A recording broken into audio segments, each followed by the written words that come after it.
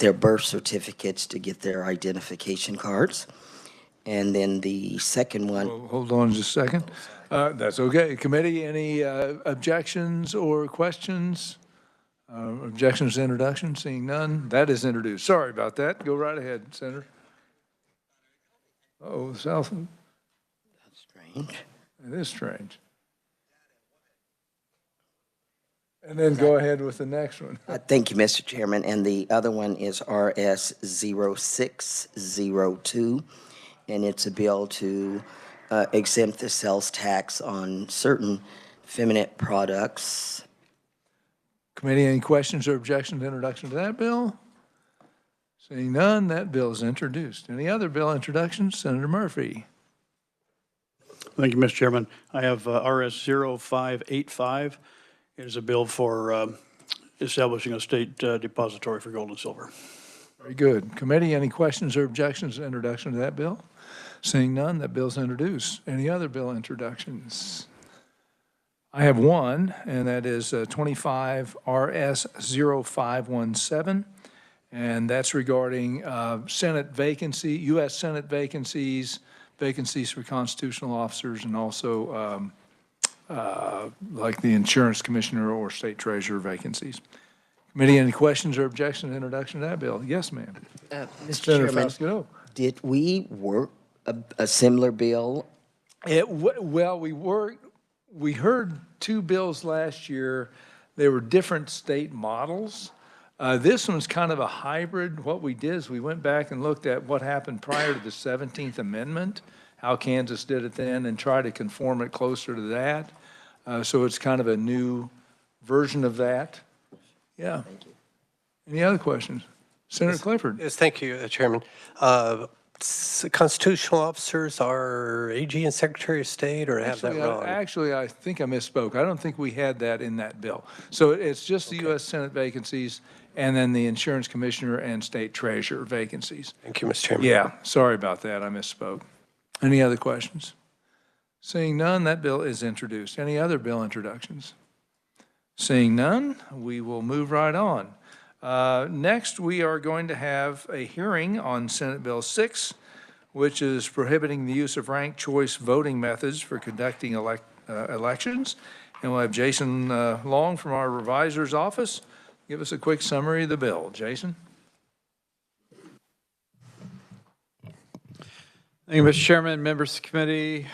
Senate Bill 6 is an elections bill to prohibit the use of any form of ranked choice voting methods for determining the results of any election for any federal, state, county, or other municipal office in the state of Kansas. I will point out current state law does not provide for ranked choice voting methods for either primary or general elections, so none of the county election offices could use ranked choice voting under current law as a method for determining the results of any elected office.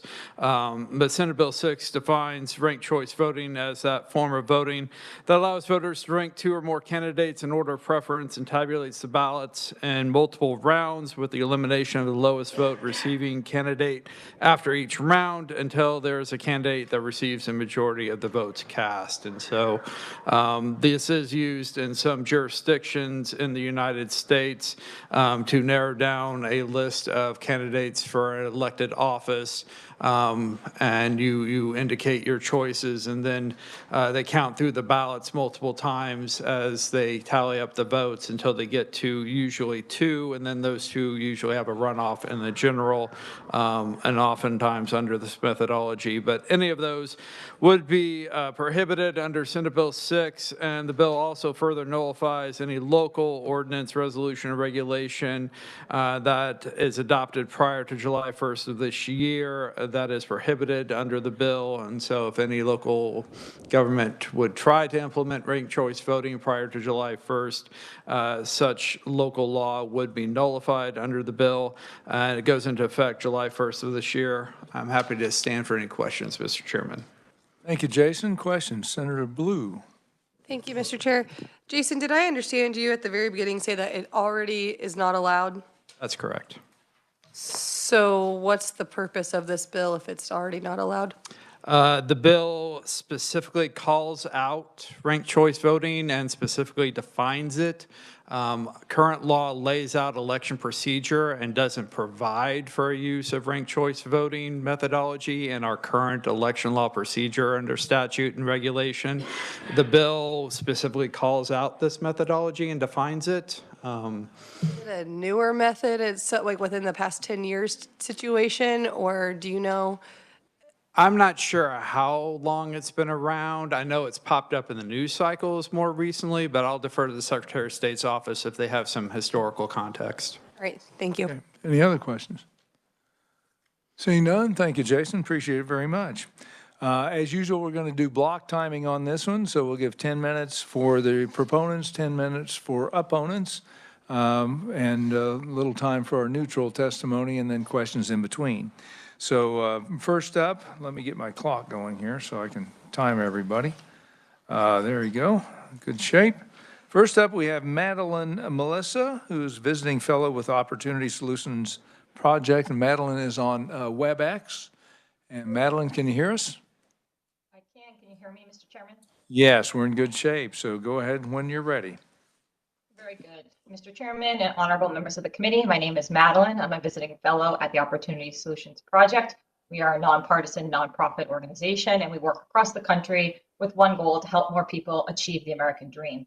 And I really appreciate the opportunity to speak in support of this bill today. As was noted by the reviser, the bill will prohibit ranked choice voting for all elections held in Kansas.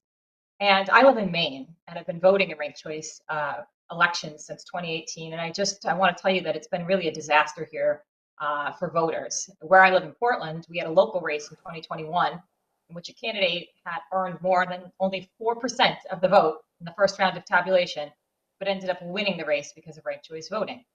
And supporters of ranked choice voting are pushing it across the country. So to just give you a little bit of a perspective, during the 2024 election cycle, proponents outspent opponents $124 million to $3.4 million to support ballot initiatives that would have implemented ranked choice voting. Voters in 6 states rejected it, including Arizona, Colorado, Idaho, Montana, Nevada, and Oregon. And in 2023, a record-breaking 74 bills were introduced by ranked choice voting opponents. But lawmakers across the country are wisely rejecting it. Since 2022, 11 states have banned ranked choice voting. Only Maine and Alaska have it implemented, and it was passed not by legislatures, but by slim margins on ballot initiatives. And localities in 15 states use ranked choice voting. I just want to give you a couple of examples from the ranked choice voting track record. I will say Americans win when their votes count, but in every election that uses ranked choice voting, ballots are actually thrown out. And this is the way the system was designed to work. It's a feature, not a bug. So it's not a hypothetical. So here in Maine in 2018, in our 2nd congressional district, more than 8,000 Mainers had their ballots thrown out. It was almost 5% of the total ballots that were cast.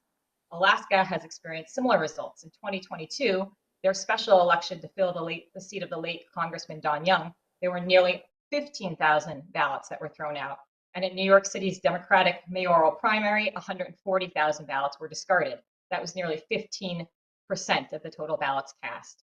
I also want to note that ranked choice voting guarantees multiple rounds of ballot counting, so it delays election results. In 2022, in an Alameda County, California race, a software error was discovered nearly 2 months after the election, and the 3rd place finisher was actually declared the winner. It also complicates the voting process. As we know, voting should be simple with an easily understandable ballot. However, ranked choice voting is complex with lengthy and confusing requirements. And if you've never seen a ranked choice voting ballot, with my written testimony today, I've attached an example. It was the Minneapolis mayoral race. There were 40,000 possible combinations of candidates. The other piece to know about ranked choice voting is that voters are given an ultimatum. Vote for people you dislike or who oppose your principles, or you risk having your ballot tossed out. So if you're a pro-law and order voter, in order to have your vote actually to guarantee that it will count, you would have to vote for a candidate who does not support the Second Amendment. So every election should be fair, prompt, and inspire voter confidence, and every vote should count. It's un-American to throw out ballots by design. I urge you to support this bill that will ensure that Kansas voters never have to deal with the nightmare that we are living here in Maine. Thank you for your time, and of course, I'm happy to answer any questions. Thank you, Madeline. Committee, this is the only in-person proponent testimony we have. We have 8 written testimony, 8 written proponents. May also note that if you go to your S drive and you look for the attachment, there's an attachment from Madeline and Melissa testimony that actually shows, as she mentioned, the Minneapolis mayoral ballot, and it's something else to look at. So committee, I'm going to open for questions for Madeline. Senator Gossage? Madeline, thank you so much for being with us today. The question I have is what I've heard, not so much this past election, but maybe 4 years ago, there was some folks who were saying in a primary, if there are 5 people in a primary, couldn't they just vote and just say if no one gets over 30-some% or whatever it is, or the majority? No, and it's kind of hard to do that when you have 5 people, but if no one gets the majority, that they would just take, like the top 2 people and have a runoff in that way. Is that the same thing as this? Is that considered ranked voting? Just trying to understand exactly what ranked voting is. Yes, Mr. Chairman, Senator, thank you for your question. There is a very important distinction between runoff elections and ranked choice voting. In a runoff situation, if you have only 2 candidates that advance, no ballots are ever thrown out. That is because people vote for one candidate or the other candidate. Ranked choice voting, I think sometimes it's confusing because it's a misnomer. It's people say, hey, it's a instant runoff voting. Well, it's actually not instant runoff voting because if no candidate receives 50%, it has to go into multiple rounds of tabulation. And that Democratic mayoral race I was discussing in my testimony, there were 11 rounds of tabulation it took. Even though Eric Adams had actually won, he would have won under a traditional plurality system. In the first round, it took 11 rounds of tabulation, and almost 15% of the voters in that race, their ballots were actually discarded before they reached a final result. So the difference is voters' ballots count in a runoff, but ballots do not count under a ranked choice voting system. So if I may, Mr. Chair, so then to clarify, this bill does not forbid runoff voting. It just forbids ranked voting? Mr. Chairman, Senator, yes, that is correct. This would prohibit ranked choice voting methods, not runoffs. Thank you. Thank you, Mr. Chair. Other questions? Senator Clifford? Thank you. Thanks for testifying today. I'm not too familiar with Opportunity Solutions, the Opportunity Solutions Project, but we've had a former governor here say that the states were the kind of incubator or test bed for democracy. And are you specifically against local entities having these types of voting opportunities or others? Thank you. Madeline? Mr. Chairman, yes, Mr. Chairman, Senator, I am against ranked choice voting, yes. And I'll tell you, as a voter who votes in these elections, I can tell you unequivocally that it has been really a disaster here, a nightmare for local voters. And every time I go in to vote in local races, like the Charter Commission race, which I mentioned in 2021, there was a candidate with 4% of the ballot, 4% of the vote in the first round. And after ranked choice voting, he won the election. And I think results like this are un-American. They're un-American for voters here in Maine and in every local municipality across the country. I think every ballot should count. Thank you. Thank you, Mr. Chairman. Any other questions? Senator Francisco? Thank you, Mr. Chair.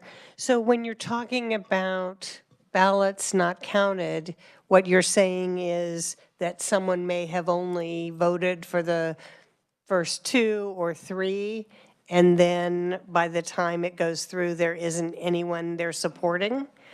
Is that, or how are you describing these ballots that are thrown out? Yeah, if you could explain that, Madeline? Sure, Mr. Chairman, Senator.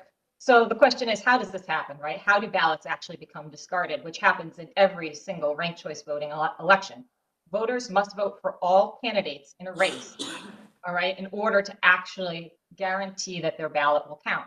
And this is because when no candidate receives more than 50% of the vote in the first round of tabulation, some voters' ballots are tossed aside in order to manufacture that 50% plus 1 majority.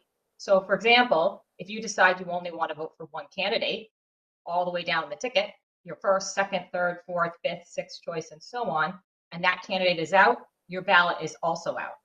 And the real problem with this, besides your ballot actually being discarded, is you may be stuck voting for candidates that you would never vote for. That may, like I said, you're somebody who's pro law and order, you may be stuck voting for someone who is against Second Amendment rights candidates, and then you're actually voting for that person should your ballot be counted like that in subsequent rounds. So either you're forced to pick a candidate, risk your ballot being thrown out, or vote for candidates that you fundamentally disagree with.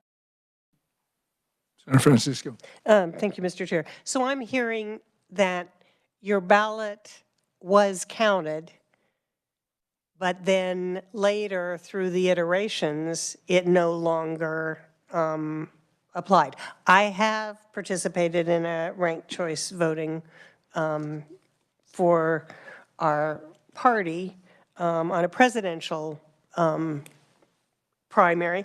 And I think the value was if you weren't necessarily wanted to cast a vote for someone who might not be the winner, you can at least get that acknowledged. But it also means that people kind of have to move towards the middle to try to appeal to more voters. So do you see any advantages to ranked choice voting? Madeline? Mr. Chairman, Senator, no, in fact, quite the opposite. It's been an absolute disaster here. And I'll tell you this, to your first point, if you vote for just one candidate in the election, your ballot is actually thrown out. And that is fundamentally un-American, I think. You should never be forced to vote against candidate or vote for candidates who you may morally oppose. Again, if you vote for one candidate and only one candidate, your vote is thrown out before that ballot is counted? And I'll tell you, yes, Mr. Chairman and Senator, it does not count towards the final tally of the results. So if I vote for somebody here in Portland and that candidate is no longer in contention, my ballot is discarded. And as I said, in Maine, a good example is our second congressional race back in 2018. There were over 8,000 ballots that were thrown out and did not count towards the results, the winner in that election. They were only counted in the first round of tabulation before being discarded. Thank you, Mr. Chair. So I'm assuming that would be exactly the same as what happens to your ballot in a non-ranked choice voting election when you don't happen to vote for the winner, then essentially you could say your ballot was discarded or thrown out. But I don't need an answer to that comment. Yeah. Madeline, if you voted for 3 candidates and you know, there's a list on that mayoral ballot, you pick 3 candidates and none of your candidates, because there's so many listed, made it through the first cut. None of them made enough to get that vote. What happens to your vote then? Yes, Mr. Chairman, and that's a really good question because that is the point. Your ballot does not count. There is a big difference between voting for a candidate who then doesn't win the election, or under ranked choice voting, your ballot is literally discarded and does not count towards the final results of an election. So they can't. So they cannot go back and see how many voted for Joe Smith if he didn't make it to the top 3 cut, correct? Right. Okay. Senator Francisco. Thank you. That answer was right, but wouldn't they have records of how each of those iterations, what the vote count was for each of those? So you would be able to go back and look to see what those votes were.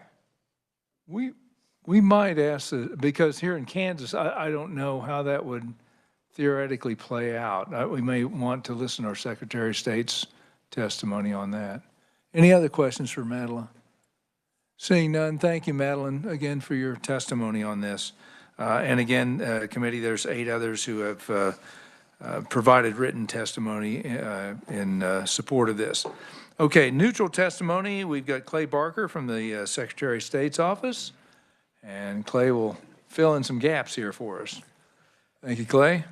Thank you, Mr. Chair. Clay Barker, General Counsel, Kansas Secretary of State. It's good to be back before the committee. The Secretary's position is neutral on the ranked choice voting bill, primarily because it doesn't affect us directly, but I'll explain some pieces to it. First of all, ranked choice voting is an attempt to find a candidate that gets majority support when the multiple candidates running, none of them individually got the majority support. And it's kind of this same problem that runoff elections try to solve. If you have a primary and you have 3 or 4 candidates, nobody gets the majority, how do you find one that's generally supported by the people? Senator Blue, on your question about the history, it came about, the theory of ranked choice voting first was developed in Europe in the 1850s. The first American city to do it was a small city in Ohio in 1915, and a few cities have sporadically done it since then. And I think it gained a little more support when we have more modern computational systems can do all the ranking and reassignment of votes. Right now, I believe 10 states allow it, but 8 of them only allow it for cities. And sometimes it's experimental, like only cities in a certain county can try it, and we'll see how it works. And I believe 11 states outright ban it, and 6, especially in the South, use it only for the military ballots because they have those instant runoff elections and primaries or generals, and there just isn't time to get the ballots out to the military people. So the military ballots are structured a little bit differently. You've heard the arguments, I think, for and against, but as far as Kansas is concerned, in 1861, the state adopted a law that's now 25702 that says it mandates plurality voting for all elections for the choice of any officer in the state. So that means whoever gets the most votes wins, not necessarily the majority of the votes. And the only election, and it's not really an election that I'm aware of that mandates majority, is when precinct leaders fill a vacancy. That has to be a majority. But again, that's not really an election.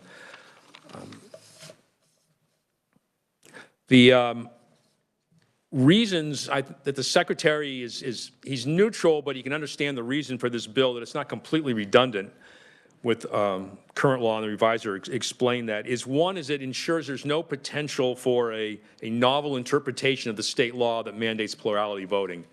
And I've seen this in other statutes, and I'll give you an example of an optical illusion. Maybe you've all seen the one where someone says, oh, it's 2 faces looking at each other, and someone else says, no, it's a vase. There are statutes where you read it, and one person says, well, it means this, and someone else reads it and comes to almost the opposite conclusion. And so this is trying to tighten up the language a little bit, and I believe the concern was that municipalities could try a novel interpretation and argue something to the effect of, well, when this law was written, cities ran their own elections and they weren't run by the state, and something that I would think wouldn't fly, but maybe it could. So this just tightens up the language to make clear the legislature's intent. Some other reasons against it is for 164 years, Kansas has had plurality voting. I don't really see that there's a eruption of grassroots support for ranked choice voting, so why change our system? It would be a lot more complex for our counties. The ballots would have to be redesigned, recounts would be really tough, and we need new software. Not that the counties couldn't do that, but the more complexity you add in, the more chance you have of error. And last, I promised someone who called me this weekend that I would mention this in my testimony, is some cities in Kansas fill their vacancies by a process where they have a board, and everyone that wants to be on the city council, this is to fill a vacancy, not an election, interviews with the board. And each board member can pick their top 3 choices, and they rank their first choice as 5 points, second choice 3 points, third choice 1 point. Then they total up all the points, and the top 5 people go on to the next stage. It's a way of whittling down when you have a large number of candidates. This bill would not affect that. That's not an election, it's filling a vacancy, and that's not ranked choice voting. And also, to answer the question, this would not affect runoff elections if Kansas ever decided it wanted to do that. That's different than ranked choice voting. And with that, Mr. Chair, I'll stand for any questions. Thank you, Clay. Questions, Senator Murphy? Thank you, Chair. Clay, does this, without this, does this open up, well, let's say if we had ranked choice voting, would that open up to maybe mischief, like 50 people filing for for an office, which would be, fairly easy to do and if you're not going to even bother, campaigning or anything like that, and then just really confusing the issue for the, 50 is crazy. Okay, so 10. Senator, I've being a student of Kansas political history, I know there's times when there's some gamesmanship where there's a primary with two solid candidates and a third or fourth person get in just to pull votes from one. And I guess that's just something we've lived with for a long time in the state. In 2018, when we had the Republican primary for governor and Secretary Kobach beat, I guess, then Governor Collier, there was some interest in Republicans exploring ranked choice voting because there was, remember, we had the high school students running and all that. But I think they looked at it and realized it's complicated to implement, and so that interest died off. But I guess I'm just thinking along the lines of that, just to make it's easier to confuse the issue. We've got issues we're dealing with already, and I think it would just open the door for a lot more. Thank you. Any other questions? Senator Fasquedo. Thank you, Mr. Chairman. Clay, just for clarification, so all the names would be on the ballot at the same time. The voter votes for in their 1, 2, 3 order. So is the voter only voting one time or multiple times, if that makes sense? So, Senator, with ranked choice voting, your ballot would have the names of all the candidates, and you would, and there can be different styles of this, but you'd rank order them. This person is my first choice, this person is my second choice, this person is my third choice. So on election night, they'd count the ballots up, and they would look at everyone's first choice. If someone got the majority, they won. It's over. If no one got the majority, they would take the candidate that got the fewest votes and redistribute their votes to the others. And you'd have to run the tabulation again, and you'd see if somebody now has a majority, and you keep doing that. And there's a whole theory of mathematics behind this, like the Condorcet paradox, where A is more than B is more than C is more than A. I won't go down that rabbit hole, but there's a lot of theory behind this. It's really But in theory, when you redistribute those lower candidates' votes, somebody who voted for another candidate may have their vote transferred to one of the top candidates' votes and add to the tally, correct? If I understand this correctly, I'm just trying to, every time I hear it, I'm confused. and that's one of the issues is it might confuse the public, but well, Senator, if the three of you ran and after the first tallies, let's say Senator Blue and Senator Thompson had the most votes but didn't have a majority, then Senator Fasquedo's voters you'd look at who was the second choice. So they voted for her first, but who's their second choice, Thompson or Blue, and they'd reassign those votes to one of you two and then rerun the count and keep doing that till somebody had a majority. So in other words, it's quite theoretical that, if you voted all three candidates and ranked them, but you basically held your nose and voted for one or two of them, your votes would be transferred to somebody you didn't necessarily think would be the best choice, but ended up getting your votes. Correct, Senator. Yes, okay. Any other questions? Seeing none, thank you, Clay. I appreciate that. All righty, now our final opponent testimony. We have two in-person opponents, and again, we'll have a 10-minute window for the testimony. First up is Andrew Booz, a private citizen. Andrew, welcome to Federal and State Affairs. Thank you very much, Mr. Chairman. And members of the committee, thank you for having me today. As you said, my name is Andrew Booz, and I am a private citizen and a member of Rank the Vote Kansas, a grassroots group advocating for ranked choice voting in Kansas. I believe that this bill should be opposed for multiple reasons, including that it's unnecessary, that ranked choice voting is understandable to people, and that it helps actually enfranchise people, not disenfranchise them. First, as the esteemed As the previous speaker said, that there are areas in the statutes that assume our current framework of voting, first past the post voting, including the requirement that people mark things on the ballot via a cross or a check mark, and also the requirement for a plurality winner instead of a majority winner that ranked choice voting would require. So it's unnecessary to pass this legislation. Even if you believe it's necessary, however, I believe that this would not be helpful for the elections in Kansas. First, I wanted to point out the example of the Utah Municipal Alternate Voting Methods Pilot Project. That's a pilot project in Utah that allows cities to opt into using ranked choice voting until the end of 2025. And according to 2 studies there that were analyzed by Utah Valley University, 81% of people who had used ranked choice voting found it easy or somewhat easy to use. Additionally, a majority of people enjoyed using ranked choice voting, voted for their preferred candidate more often, and wanted to keep using it at least at the local level. So in a state that's relatively similar to Kansas that allows cities to use ranked choice voting, most people like it and find it easy to use. Additionally, this helps enfranchise people, not disenfranchise them. A previous speaker said that the ballots are thrown out or that you're forced to vote for a particular candidate. And that's not the case. If you want to vote for a particular candidate, if you think it's better to vote for them, put them as your second or third or fourth choice than the alternative, then you can do that. But you don't have to do that if you don't want to. And again, I want to bring up the example of the 2018 Kansas Republican primary for governor. We had 7 candidates, 4 major candidates that had thousands of votes, and people who voted for the second or third candidate did not get a choice between the top 2 candidates. They only got input on the third and fourth candidate. Ranked choice voting would allow them to have input on that final decision. It may not have changed the result, but it would have resulted in a majority winner who had popular support going into the general election. So overall, I believe it's unnecessary, that this is understandable to people, and that it doesn't disenfranchise people, it empowers them. Thank you, and I would be more than happy to answer your questions. Thank you, Andrew. We'll hold for questions until we have Elaine testify, and then we'll open it up to questions from the committee. Absolutely. All righty. Next up, Elaine Steffen, a private citizen.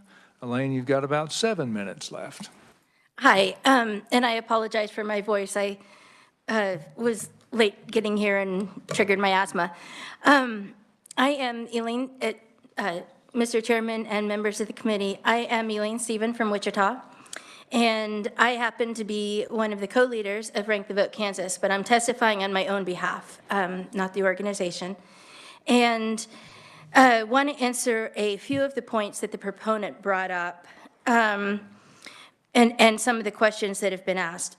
First of all, as far as whether or not you would be able to look back and see how many votes someone had, it is standard practice in states that use ranked choice voting to issue a cast vote record. And that cast vote record is public information. They are anonymized.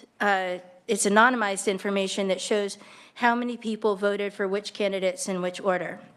And if you just use software, you can go in and analyze that for yourself. And the software doesn't have to be complex. Minneapolis, Minnesota has used ranked choice voting since 2009, and they are about the same size as Wichita, Kansas, and they calculate their ranked choice voting results, at least until recently, using Excel.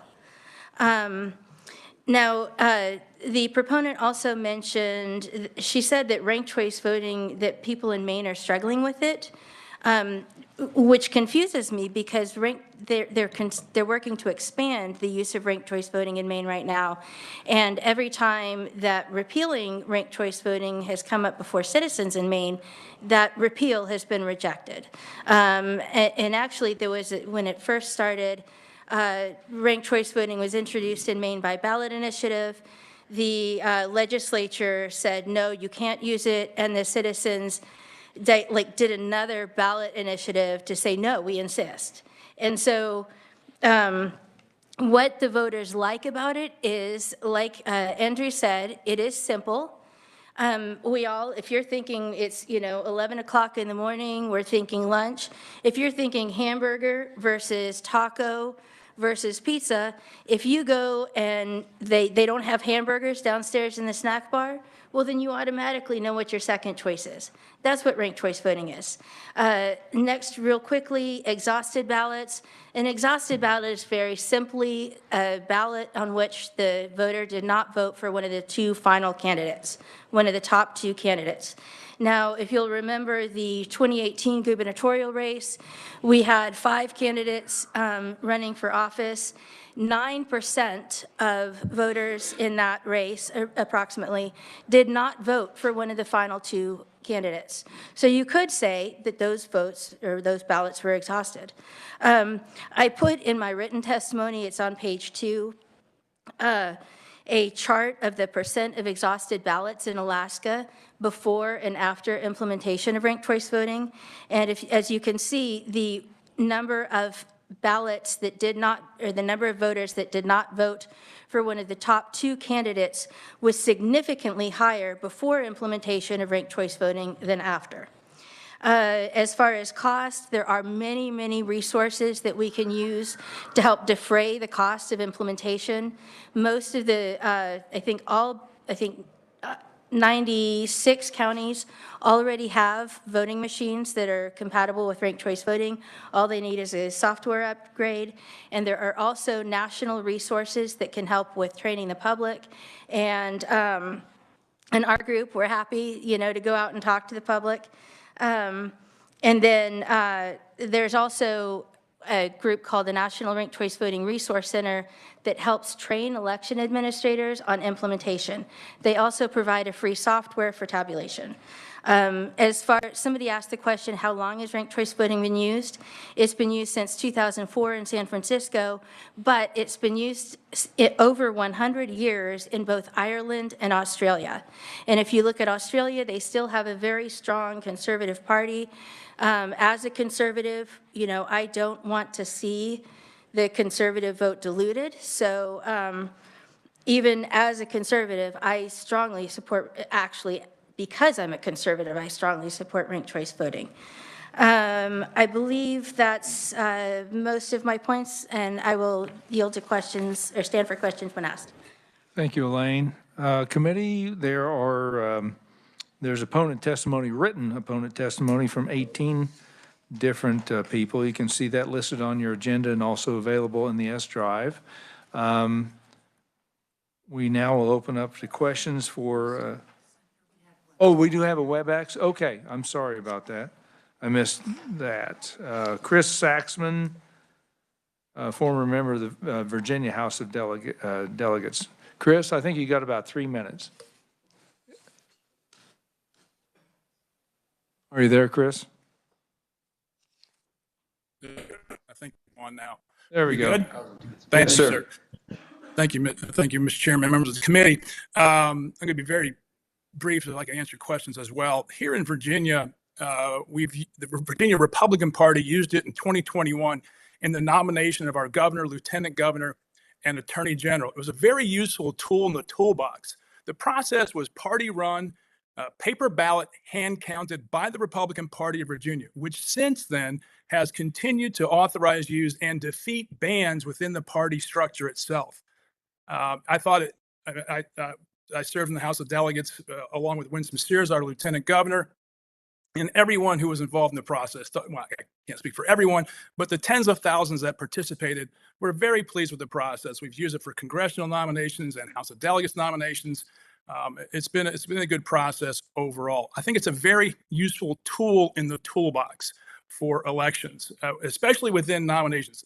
We haven't really tried it here in general too much, general elections, but for the party and the party infrastructure, it really did help the Virginia Republican Party stop its downward trajectory in 21. We had lost 12 straight state elections. And this really helped grow the party, build the party, consolidate the party around our ticket in 21 and win. I would like to also point out nationally, the Republican National Committee used ranked choice to raise money in 2024, even after it banned via resolution the practice of it. They used it to raise money, and Ron DeSantis's PAC, after Ron DeSantis as governor banned ranked choice in Florida, his own super PAC used it for ad scripts and issue sets in its campaign. Why? It's a very useful tool in the electoral toolbox. I'll answer any questions if I can, but I don't want to take up too much time. Perfect timing, actually, Chris. We are pretty much out of time. So unfortunately, Gus Crowards, who was also online for WebEx, we've run out of time of our 10 minutes for the in-person proponent testimony. Now, we've got 18 more written, or actually 16 written opponents that are available on the S drive.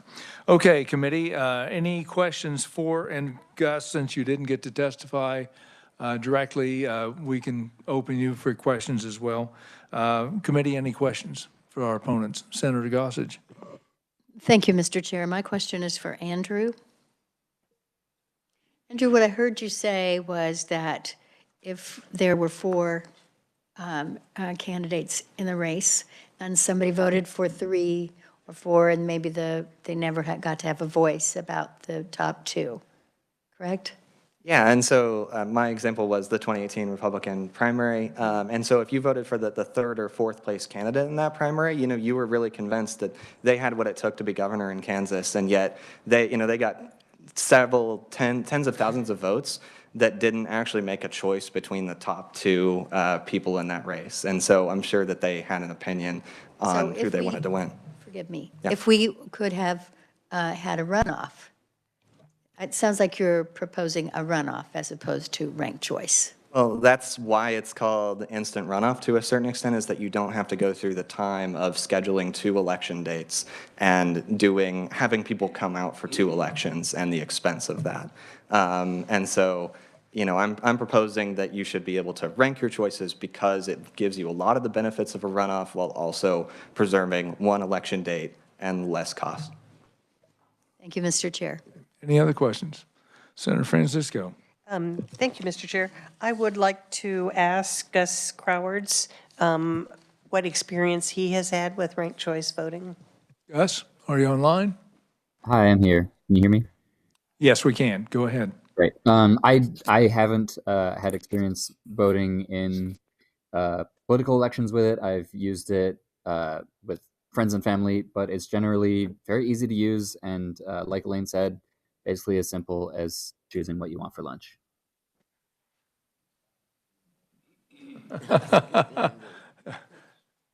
Okay. Senator Dietrich. Thank you, Mr. Chair. And it's actually written testimony from somebody who's present. May I ask that question? Spencer Duncan? I know. Almost didn't come. You had to write the testimony, and I see I was you. trying to just be nice and quiet. Yes, ma'am. So we have written testimony from Spencer for the League of Municipalities, and it's really, I understand everything that you've said and the concern that you have that we might be violating home rule. So I think I have a revisor question in relation to that. Jason, Yeah, wait, may I? Go ahead, Senator Dietrich. Yeah, So, Jason. Jason, did you see that testimony? It says that the league is concerned with the limitations it imposes on constitutional home rule authority as granted through Article 12, Section 5 of the Kansas Constitution, because this limits anybody from using ranked choice, even though nobody does right now. Correct. But could you think about that, or could you address it now? Jason, yeah, if you have an opinion on that. Mr. Chairman, members of the committee, Senate Bill 6 is uniform in its application to all municipalities. And so in that respect, cities would not be able to exercise home rule authority and charter out of the provisions of Senate Bill 6, which I believe is part of the intent of the bill. To the extent cities currently have some home rule authority with respect to elections, I would have to review some of the election statutes with the Secretary of State's office to confirm that type of authority. I didn't know if you wanted to make a comment. No, I mean, we get to set how we operate local elections. One of the points I make in there is the reason that ranked choice voting is not discussed by municipalities right now, and from our perspective, probably won't be anytime soon, is it'd be very costly. And the not so secret is we like that the counties pay for our elections, right? I mean, let's just be honest, that's a piece of it. And so while sometimes there are groups that go to cities and say, please institute this, a primary issue is not just the conversation you're having and then those local elected officials having the authority under current law to dictate what kind of election they have, and they tend to say no. The second piece is it'd be very costly for locals to take on that piece of it. Thank you. Any other questions? Senator Thomas. Yeah, I'm curious, and really anybody can answer this, what the Supreme Court has said or weighed in as far as this goes on this bill. I think they weighed in on this summer on elections on something. I just wasn't sure if they had an opinion on this or if it had been talked about or part of the decision. Clay's looking very confused about a Supreme Court decision. Elaine, do you have an answer? Yes, Mr. Chairman. The Alaska Supreme Court did find that ranked choice voting meets the one person, one vote criteria. There are other alternative voting methods out there like approval and star voting that would not be constitutional. Ranked choice voting, however, does meet constitutional criteria. The state Supreme Court of Alaska found. Yes, sir. I do not believe that it has been before the Supreme Court of the United States. It may have been, depending on how it was worded, that may be as far as I could go with that particular appeal, I think. Yeah. Clay, you have? Briefly, Mr. Chair, so every state would have to have its own ruling based on its own constitution, but the Kansas Attorney General did give an opinion, I believe it was in 2019, was asked by a legislator, and his opinion was ranked choice voting could be used in Kansas if the state passed a law. It wouldn't need a constitutional amendment, but that right now it was not allowed. Okay. Any other questions? Seeing none, I think we've had a good hearing here. We will close the hearing on Senate Bill 6. Committee, tomorrow we'll have a hearing on Senate Bill 5. Wednesday, we have a confirmation hearing on Carlin Williams, who's up for promotion to Brigadier General. Thursday, Senate Bill 38. No meeting on Friday. And it's possible we could work this tomorrow. Senator Francisco, any? Thank you, Mr. Chair, especially if we do work it tomorrow. I'm finding references to Senate Bill 4 rather than Senate Bill 6 in my file. And so I'm wanting to make sure that that can get updated to just review that. What file is that, just to make sure? The KS Legislature. It's the testimony. The testimony. Oh, under, I'm looking here for today. I'll have to have you show me that, so, yeah, we'll get that updated. Any other questions? Seeing none, thank you for your work today. We are adjourned.